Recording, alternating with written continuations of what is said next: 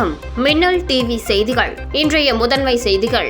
புதுச்சேரி அடுத்த தமிழக பகுதியான கோட்டக்குப்பத்தில் இரு மீனவ கிராமத்தை சேர்ந்த 300க்கும் மேற்பட்ட மீனவர்கள், மீனவ பெண்கள் தூண்டில் வளைவு அமைக்காத தமிழக அரசை கண்டித்து புதுச்சேரி சென்னை ஈசிஆர் சாலையில் மறியலில் ஈடுபட்டதால் பரபரப்பு ஏற்பட்டது. சட்ட மாமேதை டாக்டர் அம்பேத்கரின் நினைவு தினத்தையொட்டி சட்டப்பேரவை எதிரே உள்ள அவரது சிலைக்கு கவர்னர், முதலமைச்சர், சபாநாயகர், அமைச்சர்கள், சட்டமன்ற உறுப்பினர்கள் உட்பட பல்வேறு அரசியல் கட்சியினர் மாலை அணிவித்து மரியாதை செலுத்தினர். ஆரோவிலில் புயலால் பாதிக்கப்பட்ட மக்களுக்கு தமிழக ஆளுநர் ரவி நலத்திட்ட உதவிகளை வழங்கினார்.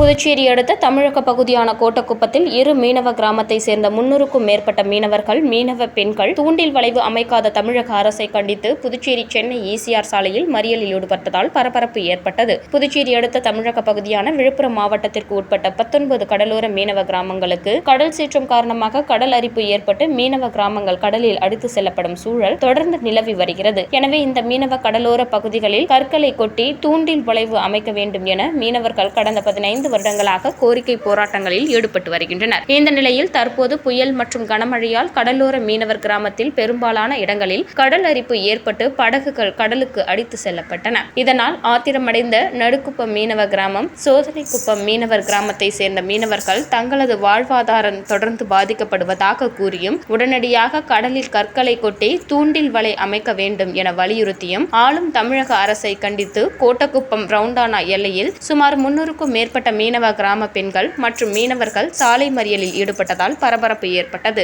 இதனால் சுமார் 30 நிமிடங்களுக்கும் மேலாக புதுச்சேரி சென்னை ஈசிஆர் சாலையில் போக்குவரத்து பெரிதும் பாதிக்கப்பட்டது. தகவல் அறிந்து விரைந்து வந்த கோட்டக்குப்பம் டிஎஸ்பி சுனில் தலைமையிலான போலீசார் மீனவர்களுடன் பேச்சுவார்த்தை நடத்தி உடனடியாக உங்கள் கோரிக்கைகளை தீர்க்க நடவடிக்கை எடுக்கப்படும் என்று உறுதி அளித்ததை தொடர்ந்து மீனவர்கள் போராட்டத்தை கைவிட்டனர்.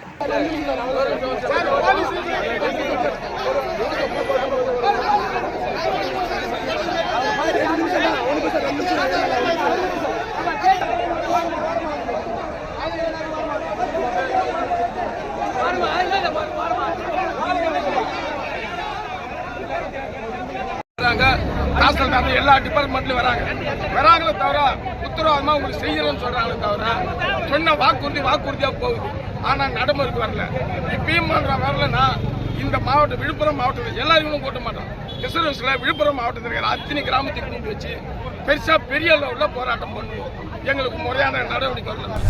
சட்ட மாமேதை டாக்டர் அம்பேத்கரின் நினைவு தினத்தையொட்டி சட்டப்பேரவை எதிரே உள்ள அவரது சிலைக்கு கவர்னர், முதலமைச்சர், சபாநாயகர், அமைச்சர்கள், சட்டமன்ற உறுப்பினர்கள் உட்பட பல்வேறு அரசியல் கட்சியினர் மாலை அணிவித்து மரியாதை செலுத்தினர். சட்ட மாமேதை டாக்டர் அம்பேத்கரின் நினைவு நாள் விழா புதுச்சேரி அரசு சார்பில் அனுசரிக்கப்பட்டது. இதனையொட்டி பாரதி பூங்காவில் அமைந்துள்ள அவரது திருவுருவ சிலைக்கு துணைநிலை ஆளுநர் கைலாஷ்நாதன், முதலமைச்சர் ரங்கசாமி, சட்டப்பேரவைத் தலைவர் செல்வம், அமைச்சர்கள் நமச்சிவாயம், ஜெயக்குமார், சரவணகுமார், சட்டப்பேரவை துணைத் தலைவர் ராஜ்வேலு, சட்டமன்ற உறுப்பினர்கள் அங்காளன், அசோக் பாபு, பாஸ்கர் என்கிற தட்சிணாமூர்த்தி, கல்யாண சுந்தரம், லட்சுமிகாந்தன், பிரகாஷ்குமார், ரமேஷ் மற்றும் பலர் மாலை அணிவித்து மரியாதை செலுத்தினர். இதனைத் தொடர்ந்து கடற்கரை சாலையில் அமைந்துள்ள சட்ட மாமேதை டாக்டர் அம்பேத்கர் மணிமண்டபத்தில் அமைந்துள்ள அவரது திருவுருவ சிலைக்கு முதல்வர் ரங்கசாமி தலைமையில் மாலை அணிவித்து மரியாதை செலுத்தப்பட்டது. அதனைத் தொடர்ந்து காங்கிரஸ், திமுக, அதிமுக, பாஜக, விடுதலை சிறுத்தைகள், கம்யூனிஸ்ட் கட்சியினர் உட்பட பல்வேறு அமைப்பினர் அம்பேத்கர் சிலைக்கு மாலை அணிவித்து மரியாதை செலுத்தினர்.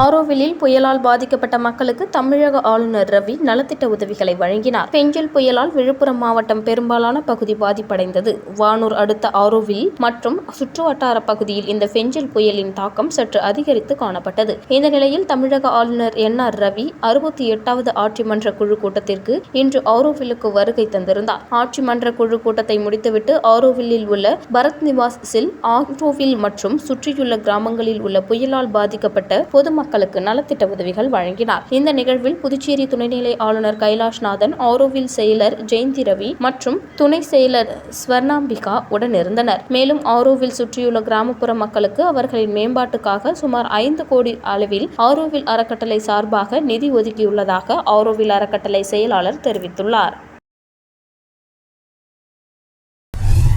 பெஞ்சல் புயலால் பாதிக்கப்பட்டவர்களுக்கு உதவி செய்வதற்கும் நிவாரண நடவடிக்கைகளை மேற்கொள்வதற்கும் முதற்கட்டமாக ரூபாய் 600 கோடி வழங்க வேண்டும் என்று பிரதமர் மோடி மற்றும் மத்திய உள்துறை அமைச்சர் அமித்ஷாவுக்கு முதல்வர் ரங்கசாமி கடிதம் எழுதியுள்ளார். புதுச்சேரி புயல் பாதிப்பு தொடர்பாக பிரதமர் மோடி, உள்துறை அமைச்சர் அமித்ஷா ஆகியோருக்கு முதல்வர் ரங்கசாமி இன்று கடிதம் அனுப்பியதில், புதுச்சேரியில் ஆண்டுக்கு சராசரி மழையளவு 1399 மில்லிமீட்டர், இந்த ஆண்டு கிட்டத்தட்ட 1688.8 மில்லிமீட்டர் மழை பெய்துள்ளது.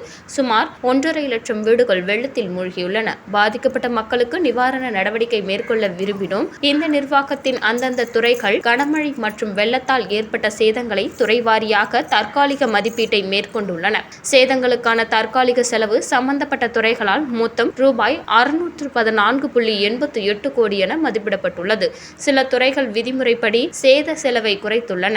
அதனால் சேதங்களின் உண்மையான மதிப்பு அதிகமாக உள்ளது. மாநில பேரிடர் நிவாரண நிதியில் போதிய இருப்பு இல்லாததால் நிவாரணம் மற்றும் மறுவாழ்வு பணிகளை மேற்கொள்ள மேற்படி தொகை உடனடியாக தேவைப்படுகிறது. மேலும் சேதங்கள் குறித்த விரிவான அறிக்கை உரிய காலத்தில் பிரதமருக்கு புதுச்சேரி அரசால் சமர்ப்பிக்கப்படும். எனவே கனமழையால் ஏற்பட்ட சேதங்களை மதிப்பிடுவதற்கு உடனடியாக மத்திய குழுவை நியமிக்க வேண்டும். நிவாரணம் மற்றும் மறுவாழ்வு நடவடிக்கைகளுக்கான நிதியை புதுச்சேரி யூனியன் பிரதேசத்திற்கு உடனடியாக வழங்க வேண்டும். முதற்கட்டமாக நிவாரண நடவடிக்கைகளை மேற்கொள்வதற்கும் பாதிக்கப்பட்டவர்களுக்கு உதவி செய்வதற்கும் ரூபாய் 600 கோடி வழங்க வேண்டும் என்று குறிப்பிடப்பட்டுள்ளது. சட்டமேதை அம்பேத்கரின் 68வது நினைவு தினத்தை முன்னிட்டு ஊசுடு சட்டமன்ற தொகுதிக்கு உட்பட்ட பல்வேறு இடங்களில் அமைச்சர் சாய் சரவணகுமார் தலைமையில் மாலை அணிவித்து மரியாதை செலுத்தப்பட்டது. சட்டமேதை அம்பேத்கரின் 68வது நினைவு தினத்தை முன்னிட்டு ஊசுடு சட்டமன்ற தொகுதிக்கு உட்பட்ட பல்வேறு இடங்களில் அமைச்சர் சாய் சரவணகுமார் தலைமையில் மாலை அணிவித்து மரியாதை செலுத்தும் நிகழ்ச்சி நடைபெற்றது. இதில் ஊசுடு சட்டமன்ற தொகுதி உட்பட கூடப்பாக்கம், தொண்டமாநத்தம், துத்திப்பட்டு, கரசூர் ஆகிய பகுதிகளில் உள்ள அம்பேத்கரின் திருவுருவ சிலைக்கு மாலை அணிவித்து மலர் தூவி மரியாதை செலுத்தப்பட்டது. இதனைத் தொடர்ந்து சட்டமேதை டாக்டர் அம்பேத்கருக்கு புகழஞ்சலி செலுத்தி வீரவணக்கம் செலுத்தப்பட்டது. இந்த நிகழ்ச்சியில் பாஜக நிர்வாகிகள், தொண்டர்கள், பொதுமக்கள், கூட்டணி கட்சியினர் என ஏராளமானோர் கலந்து கொண்டனர்.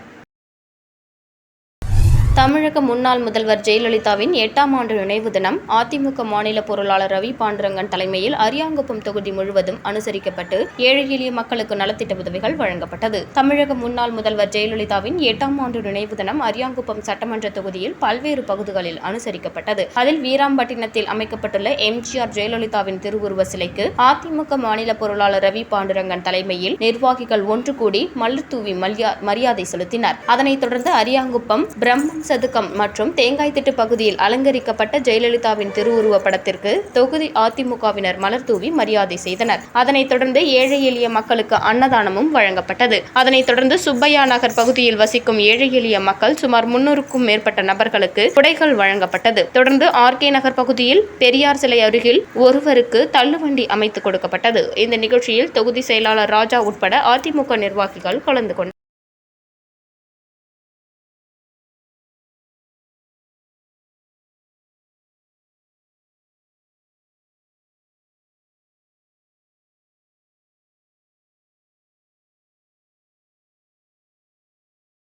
புயல் சேதத்தை பார்வையிட மத்திய குழு 8ஆம் தேதி புதுச்சேரிக்கு வரவுள்ளதாக தகவல் வெளியாகியுள்ளது. பெஞ்சல் புயல் சேதத்தை பார்வையிட்டு மதிப்பிட மத்திய குழுவை அனுப்புமாறு மத்திய அரசை புதுச்சேரி அரசு கேட்டுக் கொண்டது. அதன் பேரில் வரும் 8 மற்றும் 9ஆம் தேதி என 2 நாட்கள் டெல்லியிலிருந்து புயல் சேதத்தை ஆய்வு செய்ய மத்திய இணை செயலர் ராஜேஷ் குப்தா தலைமையில் மத்திய குழு புதுவை வருகிறது. இதனையொட்டி மாவட்ட கலெக்டர் குலோத்துங்கன் பொதுப்பணி, வேளாண், உள்ளாட்சி, மீன்வளம், கால்நடை பராமரிப்பு, சுற்றுலாத்துறை உள்ளிட்ட அரசு துறை அதிகாரிகள் சேத விவரங்களை சேகரித்து அறிக்கையாக சமர்ப்பிக்க உத்தரவிட்டுள்ளார். இதனையடுத்து அனைத்து துறைகளிலும் சேத விவரங்களை மதிப்பிட்டு அறிக்கை தயாரிக்கும் பணி நடந்து வருகிறது.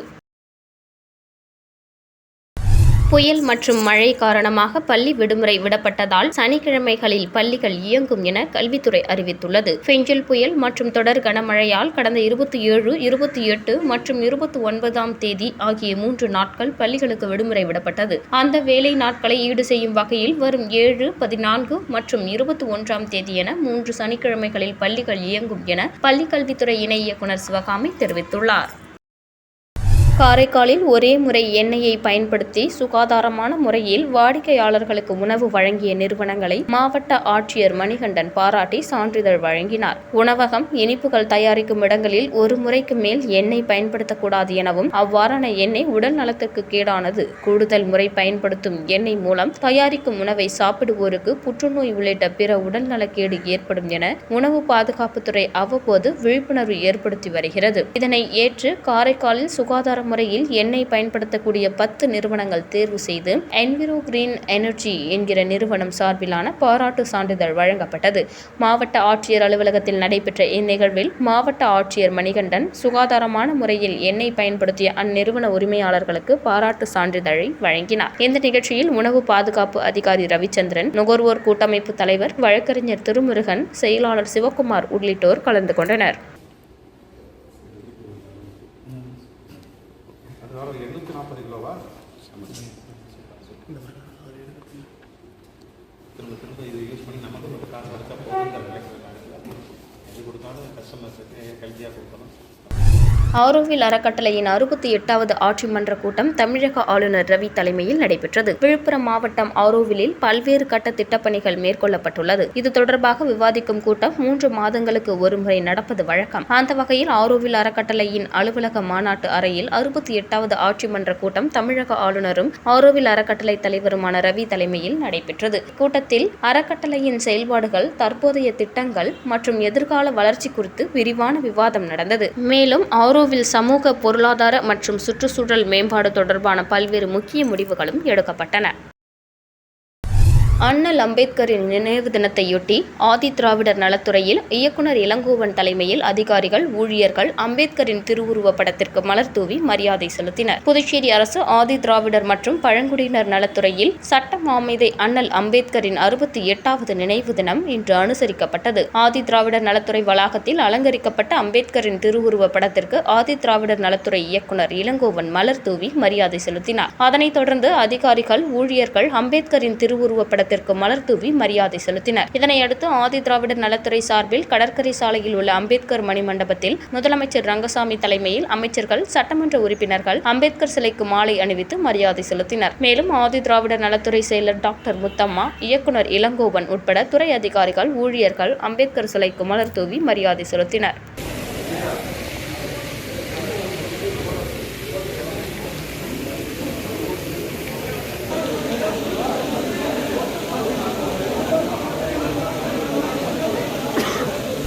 காரைக்காலில் உள்ள அரசு பள்ளி மாணவர்கள் மாவட்ட ஆட்சியருக்கு நேரடியாக புகார் அளிக்கும் வகையில் புகார் பெட்டியினை ஆட்சியர் மணிகண்டன் அறிமுகம் செய்தார். காரைக்கால் மாவட்டத்தில் உள்ள அரசு பள்ளிகளில் மாணவர்கள் நேரடியாக மாவட்ட ஆட்சியருக்கு புகார் அளிக்கும் வகையில் காரைக்கால் மாவட்ட ஆட்சியர் மணிகண்டன் இன்று ஆட்சியர் புகார் பெட்டியினை முதற்கட்டமாக 10 அரசு பள்ளிகளுக்கு அறிமுகம் செய்தார். இந்த புகார் பெட்டியின் சாவி மாவட்ட ஆட்சியர் நேரடி கட்டுப்பாட்டில் இருக்கும் என்றும், மேலும் இந்த புகார் பெட்டியில் அளிக்கப்படும் புகார்களை மாவட்ட ஆட்சியர் பள்ளிக்கு நேரடியாக வந்து புகார்களை பார்வையிட்டு உடனடியாக நடவடிக்கை எடுக்கப்படும் என்றும், புகார் பெட்டியில் மாணவ, மாணவிகள் அச்சமின்றி புகார்களை அளிக்கலாம் என்றும் மாணவர்களுக்கு மாவட்ட ஆட்சியர் உறுதி அளித்துள்ளார்.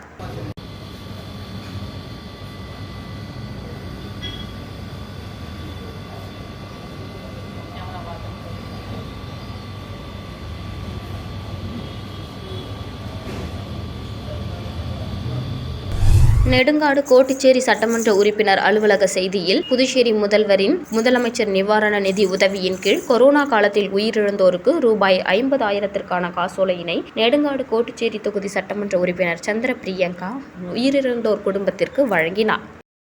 புதுச்சேரி உருளையன்பேட்டை தொகுதி பொறுப்பாளர் எஸ். கோபால் தலைமையில் மதனா முன்னிலையில் டாக்டர் பீமாராவ் அம்பேத்கரின் 68வது நினைவு தினத்தை ஒட்டி அவரது உருவப்படத்திற்கு மலர் தூவி மரியாதை செலுத்தினர். மேலும் ஊர் பொதுமக்களுக்கு அன்னதானம் வழங்கப்பட்டது. இதில் திமுக பிரமுகர்கள் மற்றும் பொதுமக்கள் கலந்து கொண்டனர். மீண்டும் இன்றைய முதன்மை செய்திகள். புதுச்சேரி அடுத்த தமிழக பகுதியான கோட்டக்குப்பத்தில் 2 மீனவ கிராமத்தை சேர்ந்த 300க்கும் மேற்பட்ட மீனவர்கள், மீனவ பெண்கள் தூண்டில் வளைவு அமைக்காத தமிழக அரசை கண்டித்து புதுச்சேரி சென்னை ஈசிஆர் சாலையில் மறியலில் ஈடுபட்டதால் பரபரப்பு ஏற்பட்டது. சட்ட மாமேதை டாக்டர் அம்பேத்கரின் நினைவு தினத்தையொட்டி சட்டப்பேரவை எதிரே உள்ள அவரது சிலைக்கு கவர்னர், முதலமைச்சர், சபாநாயகர், அமைச்சர்கள், சட்டமன்ற உறுப்பினர்கள் உட்பட பல்வேறு அரசியல் கட்சியினர் மாலை அணிவித்து மரியாதை செலுத்தினர். ஆரோவிலில் புயலால் பாதிக்கப்பட்ட மக்களுக்கு தமிழக ஆளுநர் ரவி நலத்திட்ட உதவிகளை வழங்கினார். இத்துடன் மின்னல் டிவி செய்திகள் நிறைவு பெறுகின்றன. வணக்கம்.